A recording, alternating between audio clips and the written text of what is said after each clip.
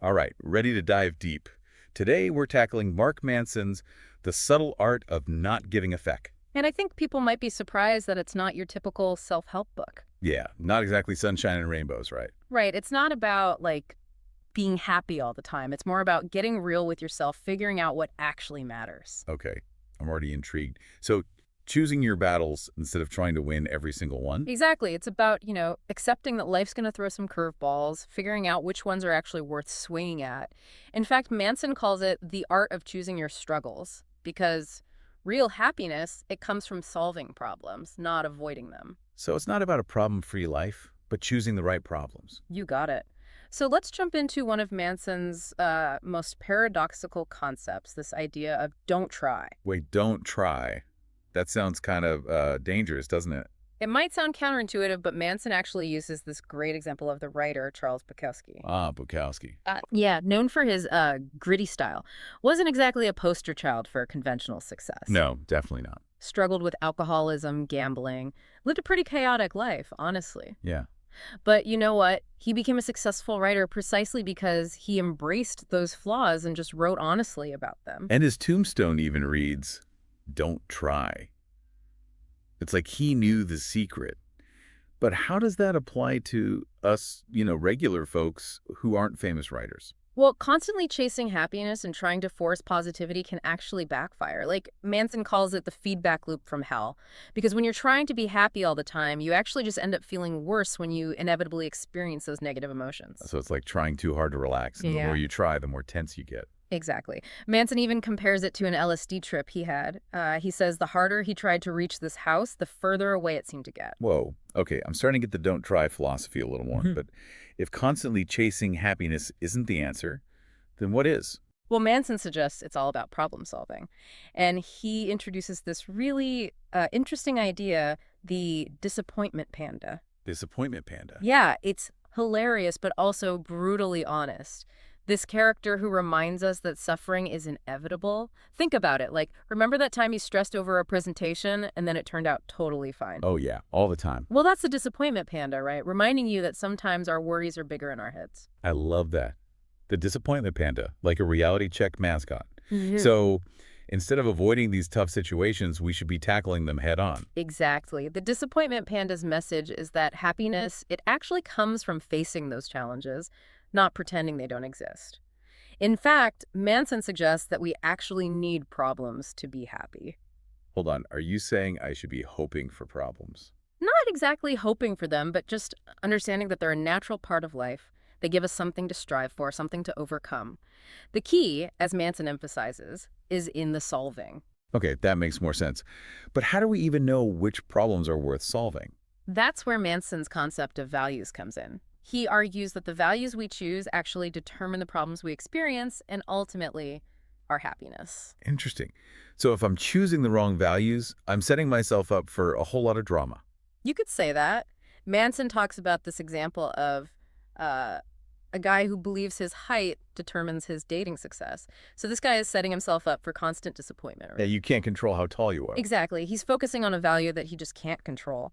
But if he shifted his focus to qualities he can cultivate, like kindness, humor, intelligence, he'd probably have a much better time. That's a great example. It's about choosing values that empower us, not limit us. Absolutely. And that leads us to another crucial idea, taking responsibility for our own lives, even when things are tough. This reminds me of Manson's story about being wrongly accused of drug possession in middle school. It seems like that experience really shaped his views on entitlement. Oh, it definitely did. That incident, coupled with his family's, tendency to avoid difficult conversations, it led Manson to develop some unhealthy entitlement issues. Entitlement, hot topic these days. Everyone's got an opinion on it. It is, and Manson dives right in.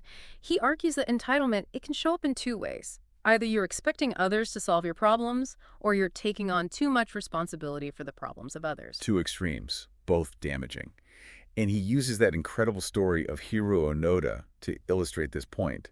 For those who don't know, Onoda was a Japanese soldier who refused to surrender for like 30 years after World War II ended because he believed the war was still going on. Yeah, Anoda's story is just remarkable. Imagine living in the jungle for decades, surviving on whatever you could find, even engaging in skirmishes with locals, all because you're clinging to a belief that's no longer true. Talk about choosing your struggle. But it's fascinating that Onoda later said he regretted nothing. He felt a sense of purpose in his commitment to his mission, even though it was based on outdated information. It raises this big question, right? How do we choose to dedicate ourselves to certain causes, whether they're constructive or destructive? And this brings us back to one of Manson's core ideas, the importance of choosing the right values. This is where it gets interesting. Manson says that choosing poor values, well, it just leads to crappy problems. It's true. Values that are outside of your control, those will only lead to frustration and disappointment.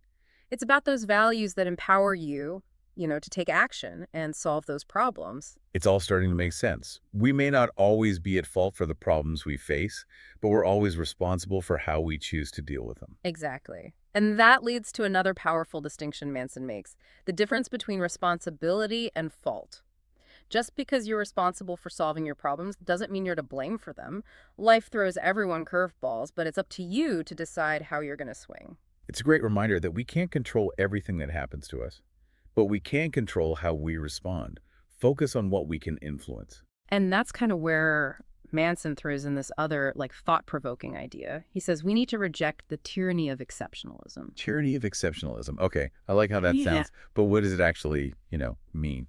Well, think about it. We're constantly bombarded with these images of, exceptional people doing extraordinary things. Right, right. Social media, reality TV, it's all about showcasing the extremes. Yeah, especially for us average folks just trying to get through the day. Right. Exactly.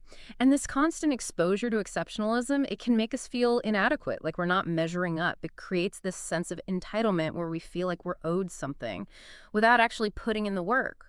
And Manson uses these contrasting stories of Pete Best and Dave Mustaine to kind of illustrate this. Be best, as in the original drummer for the Beatles. Yeah, the one and only. He was, famously fired right before they hit it big.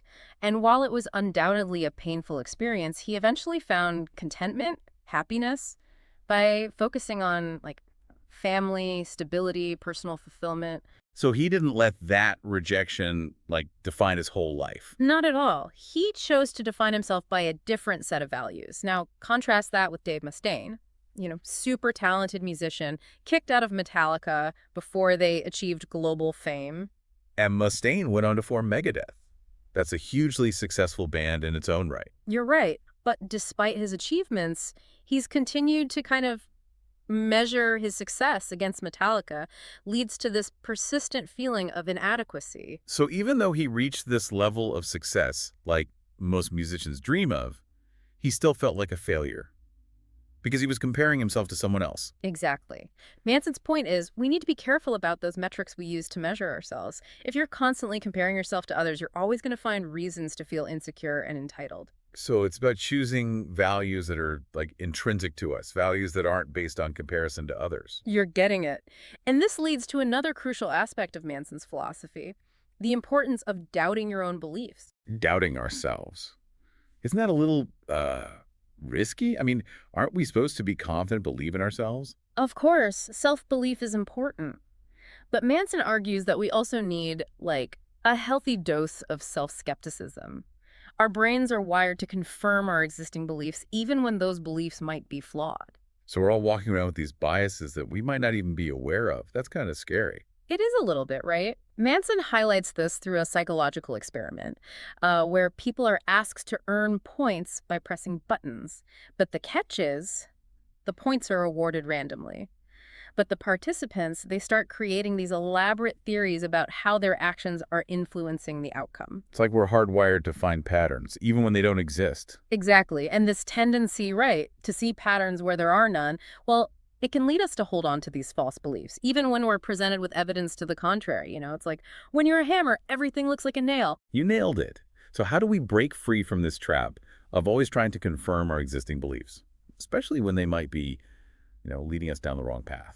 Manson brings up this fascinating case study, the Meredith Case. It involved this woman who developed a false memory of being sexually abused by her father. False memories. That's intense. How does that tie into doubting our beliefs? Well, Manson suggests that, Meredith's personal experiences combined with her exposure to research on child abuse, well, it unconsciously influenced her memories.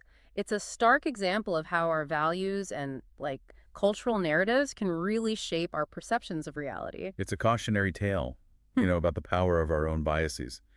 We need to be willing to question our assumptions, especially when those assumptions are causing us pain or, leading us to make harmful decisions. Precisely. It's not about dismissing your feelings or experiences, but being open to the possibility that your interpretations might be flawed. Remember, this is all about embracing that messy reality of life, accepting our imperfections, and recognizing that, we don't have all the answers, and that's okay. Okay, my brain is officially buzzing with all these insights. So where do we go from here? What other gems does Manson have in store for us on this deep dive? Well, this is where Manson challenges us to embrace a concept that many of us try to avoid at all costs: failure. Failure, isn't that something we're supposed to avoid? Yeah. I mean, nobody wants to fail. That's the common narrative for sure. But Manson kind of flips the script and argues that failure is actually the path to success. Now, that's what I call a plot twist. Uh, Tell me more. He draws on his own experience graduating college during the Great Recession. He talks about how starting his adult life as a failure actually gave him this unique advantage. Okay, I didn't see that coming. How so? Well, he was already at rock bottom, right? So he had nothing to lose by, like, taking risks, pursuing his entrepreneurial ventures. He wasn't afraid to fail because, in a way, he had already failed. So the fear of failure, it loses its power when you've already experienced it?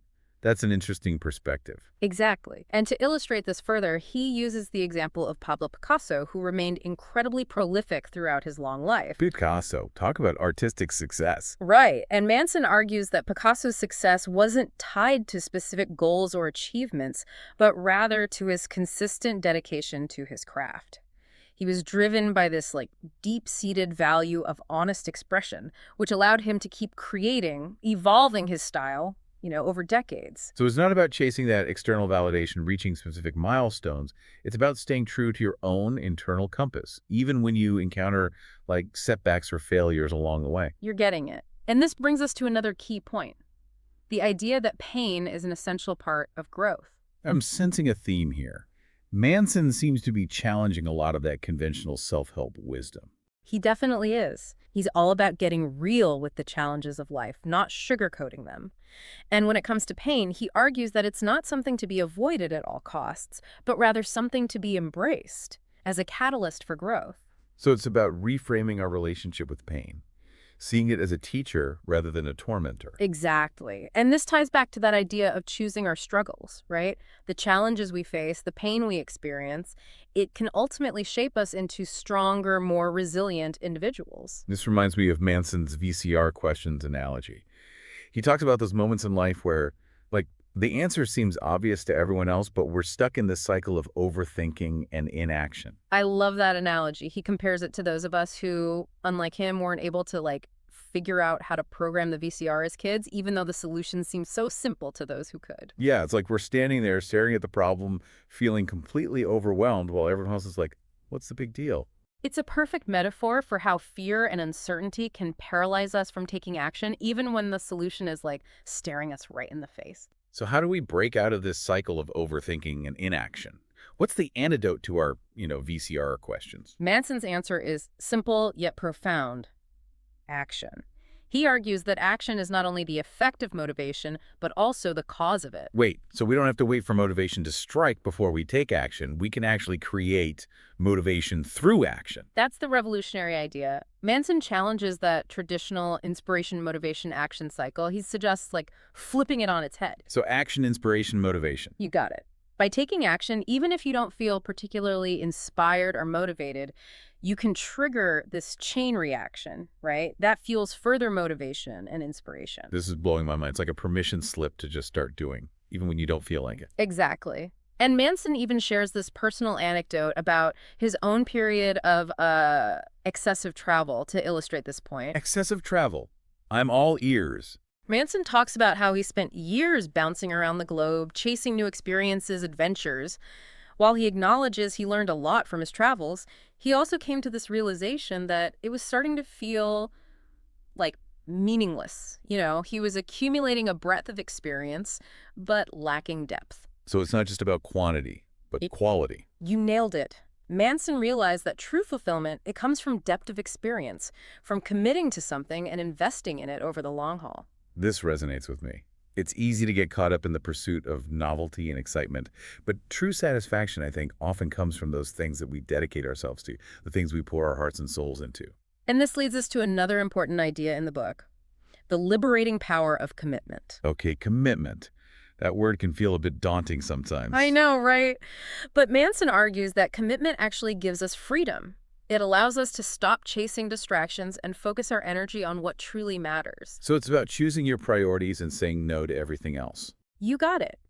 By rejecting those alternative options, you free yourself from that constant, fear of missing out. And you create space for greater depth and meaning in your life. And Manson illustrates this through his own personal journey, right? He talks about how he shut down multiple business projects to focus on his writing, committed to a long-term relationship, and settled down in a single location. Exactly.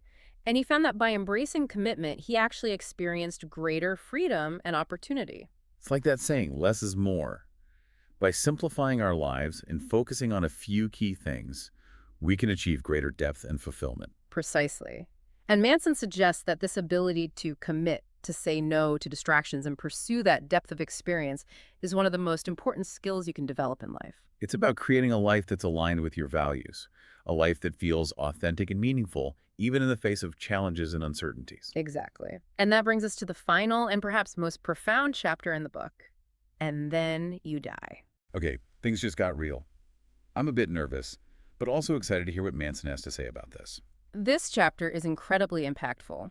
Manson starts by sharing the story of his friend Josh, who tragically died in a diving accident when they were both teenagers. Oh, wow. That must have been a devastating experience. It was. Manson talks about how Josh's death profoundly changed his outlook on life. It forced him to confront his own mortality and reevaluate what truly mattered. It's a stark reminder, right, that life is precious and unpredictable. We never know how much time we have, so it's crucial to make the most of it. And that's exactly what Manson did. He realized that by constantly avoiding discomfort and fear, he was essentially avoiding life itself. So Josh's death was a wake-up call to start living more authentically and courageously. Yes. And Manson goes on to explore the work of Ernest Becker, who developed this concept of death terror. Death terror. Tell me more.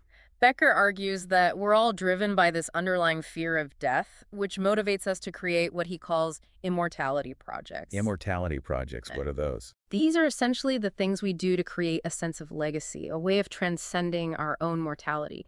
It could be through our children, our careers, our creative endeavors, anything that gives us a sense of meaning and purpose beyond our own, individual lives. So it's about leaving our mark on the world, creating something that will outlive us. Exactly. And while there's nothing inherently wrong with striving for legacy, Becker argues that these immortality projects can become problematic when we become too attached to them. How so? Well, when you become fixated on achieving a certain level of success or recognition, you risk losing sight of what truly matters: connection, love, experiencing the present moment. So it's about finding that balance between striving for something meaningful and appreciating the journey itself. You're getting it. And this is where Manson brings it all together, weaving Becker's ideas into his own philosophy of, not giving a feck. Okay, I'm ready for the grand finale. What's Manson's ultimate message when it comes to, death and the meaning of life? Manson argues that confronting the reality of your own mortality can actually be incredibly liberating. It allows you to let go of the things that don't truly matter and focus on what does. So it's about choosing our values wisely, knowing that our time is finite. Exactly. He even suggests that the very act of choosing your values, that's what makes you great. Wait, we're all already great? Even with all our flaws and insecurities? That's Manson's message. He argues that you're already great simply because you have the power to choose what matters to you, even in the face of death. I love that. It's a message of empowerment and hope, even in the face of our own mortality. And to illustrate this point further, Manson shares his own experience of standing on the edge of a cliff at the Cape of Good Hope in South Africa. He talks about that, visceral fear he felt, but also the sense of awe and wonder at the vastness of the ocean and the beauty of that moment. It's a powerful image confronting the edge of the world, the edge of your own existence. And for Manson, it was a reminder that the things we often fear the most, failure, rejection, even death itself, they can actually be catalysts for growth and transformation. This has been an incredible deep dive. I feel like my brain has expanded tenfold with all these insights. It's been a pleasure exploring these ideas with you. And before we wrap up, I want to leave you with a final thought to ponder. If you knew you had only 1 year left to live, how would your values change? What problems would you choose to solve? What legacy would you want to leave behind? Wow, those are some heavy but important questions. I think I need some time to process all of this. Thanks for joining us on this deep dive into Mark Manson's The Subtle Art of Not Giving a Feck. We encourage you to pick up the book and continue exploring these ideas on your own. Until next time, keep diving deep. Yeah, those are heavy questions, but they're the kind of questions, we should be asking ourselves, regardless of how much time we have. Absolutely. It's a reminder to, live intentionally. Make the most of every moment. And speaking of making the most of every moment, this is where Manson's next big idea comes in. The importance of saying no. It might seem counterintuitive, but that constant desire to please everyone, avoid conflict, well, it can actually lead us down a path of, resentment and unhappiness. So it's not always about saying yes to more opportunities. More about, setting boundaries and prioritizing our own needs. Precisely. Manson even uses this classic example of Romeo and Juliet to illustrate this point. Romeo and Juliet, the ultimate love story. How does that fit in with saying no? Well, think about it. Maybe Shakespeare wasn't actually celebrating romantic love in that play. Maybe he was, satirizing it, showing how that lack of boundaries and responsible decision-making can lead to, tragic consequences. Wow, I never thought of it that way. So instead of romanticizing those impulsive, all-consuming relationships, we should be focusing on building, healthy, sustainable ones. Exactly. And that requires setting boundaries, communicating our needs, and yeah, being willing to say no when necessary. So it's not about being selfish, but about taking responsibility for our own well-being, right, within the context of a relationship. You got it. Manson talks about the difference between healthy and unhealthy love. Unhealthy love. It's based on two people trying to escape their own problems through the relationship, using each other as a crutch. It's like trying to fill a void within themselves by clinging to the other person. Right. And that kind of dynamic, it's just unsustainable. Healthy love, it's based on two individuals who are willing to confront their own issues, with each other's support. Being partners in growth, not enablers of dysfunction. And a key part of that partnership, it's the ability to both reject and be rejected by your partner. Okay, this is where it gets tricky. Rejection is never easy, especially in romantic relationships. I agree. But Manson argues that rejection, it's actually a crucial element of any healthy relationship. Really? How so? Well, when you're able to express your needs, preferences, even if it means risking rejection, you build trust, authenticity. And when you're able to accept rejection gracefully, well, you show respect for your partner's autonomy. Create space for, both individuals to grow. So creating a dynamic where both people feel safe to be themselves, even if it means, disagreeing or setting boundaries. Exactly. And this all comes back to those clear boundaries we were talking about earlier. Right. So how does Manson define boundaries? Give me a refresher. He describes boundaries as the lines of responsibility between two people. In a healthy relationship, each person takes responsibility for their own values, emotions, and problems. Owning your own stuff, not trying to fix or control the other person. Right, and he points out that, entitled people, they often fall into one of two traps in their relationships. Either they expect others to take responsibility for their problems, or they take on too much responsibility for the problems of others. Oh, the classic victim and savior dynamic. We see this play out all the time, don't we?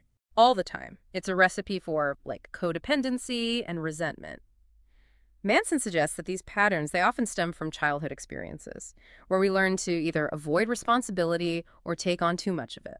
So it's about recognizing those patterns and consciously choosing to create healthier dynamics in our adult relationship. Exactly. And one of the most important aspects of building healthy boundaries is learning to, give and receive rejection in a constructive way. Well, that's easier said than done. Any tips on how to navigate this delicate dance of rejection? Manson emphasizes the importance of clear communication. If someone's doing something that bothers you, express your needs, feelings directly without blaming or attacking. So assertive, but respectful. You got it. And if someone rejects your request or boundary, try to accept it gracefully without, taking it personally. This all sounds very mature and evolved, but what about those situations where trust has been broken? Like infidelity. Can a relationship ever truly recover from that kind of betrayal? That's a tough one.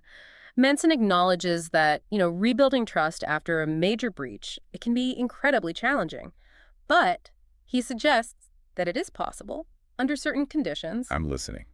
What are those conditions? Well, first, the person who broke the trust, they need to take full ownership of their actions and the values that led to the breach. Okay. They need to be honest with themselves and their partner about what went wrong. So, owning up to the mess. No excuses or justifications. Right. And secondly, they need to build a consistent track record of improved behavior over time. Words are important, but actions speak louder. So proving through consistent action that they've truly changed, right, their values, and they're committed to rebuilding that trust. Exactly. And Manson emphasizes that this process, it takes time, effort from both parties. There's no quick fix for a broken heart or a shattered trust. It's a journey, of healing and reconciliation, patience, understanding, and a willingness to work through those challenges together. Beautifully said. And ultimately, whether or not a relationship survives a major breach, it depends on the commitment and values of both individuals. It's about choosing to invest in the relationship, even when it's difficult, because those shared values, the connection, they're worth fighting for. That brings us to another important point Manson makes, the importance of choosing your commitments wisely. Okay, commitments. This is a big one. How do we know what's worth committing to and what's not? Well, think about it. We live in this culture of more is better. We're constantly bombarded with these messages. Acquire more possessions, experiences, even relationships. It's like we're on this endless treadmill of, striving and acquisition, never quite feeling satisfied. And Manson argues that this constant pursuit of more, it can actually lead to unhappiness. He brings up the paradox of choice, which suggests that the more options we have, the less satisfied we are with whatever we choose. So we're always wondering, did I make the right choice? Am I missing out on something better? Right. So Manson encourages us to be, more intentional about our commitments, to focus on depth over breadth.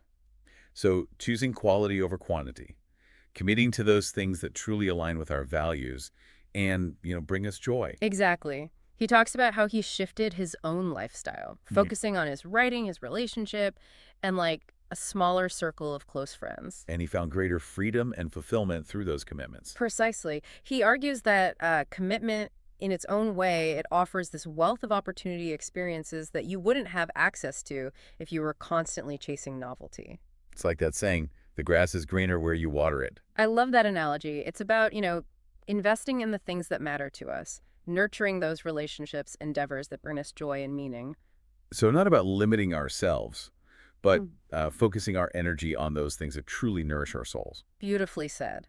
And Manson suggests that this ability to commit to say no to distractions and pursue that depth of experience well, it's one of the most important skills you can develop in life. It's about creating a life that's, aligned with your values, a life that feels authentic, meaningful, even in the face of, challenges and uncertainties. Exactly. And that brings us to the final piece of the puzzle. Understanding and accepting our own mortality. Okay. Deep breaths. We're back to the big D word, death. I'm ready to hear what Manson has to say about this. Manson's perspective on death is both profound and liberating. He argues that confronting your own mortality, it can actually help you live more fully and authentically. I'm curious. How so? Well, when you acknowledge the finite nature of your existence, it forces you to, reevaluate your priorities, let go of the things that don't truly matter. So it's like a wake-up call to stop sweating the small stuff. Focus on what really counts. Right, and Manson encourages you to ask yourself some, tough questions. What's my legacy?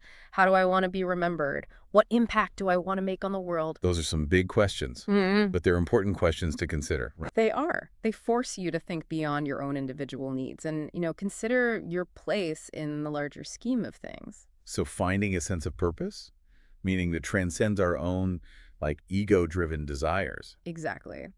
And Manson suggests that this sense of purpose, it doesn't have to be, grandiose or world-changing. It could be as simple as being a loving parent, a supportive friend, a dedicated artist. It's about contributing something positive to the world, however big or small. And Manson argues that this ability to choose our values, to live with intention and purpose, that's what ultimately makes us great. So it's not about achieving some like external measure of success. It's about living in alignment with our own internal compass. Precisely. And he reminds us that we all have this capacity for greatness within us, regardless of, our circumstances or past mistakes. It's a message of hope and empowerment, a reminder that we have the power to create a meaningful life, even in the face of death. To illustrate this point further, Manson shares this powerful anecdote about his experience at the Cape of Good Hope. This is where he sits on the edge of a cliff and stares into the abyss. You got it. He talks about the overwhelming fear he felt, but also the sense of awe and wonder at the vastness of the ocean. It's a beautiful metaphor, right? For confronting our own mortality, embracing the unknown, and finding beauty in the impermanence of life. And for Manson, that experience was a reminder that the things we often fear the most, failure, rejection, even death itself, they can actually be catalysts for growth and transformation. It's about embracing, the full spectrum of human experience, the good, the bad, and the messy in between. And finding the courage to live authentically, even when it's scary or uncomfortable. This has been an incredible deep dive into Mark Manson's The Subtle Art of Not Giving a Feck.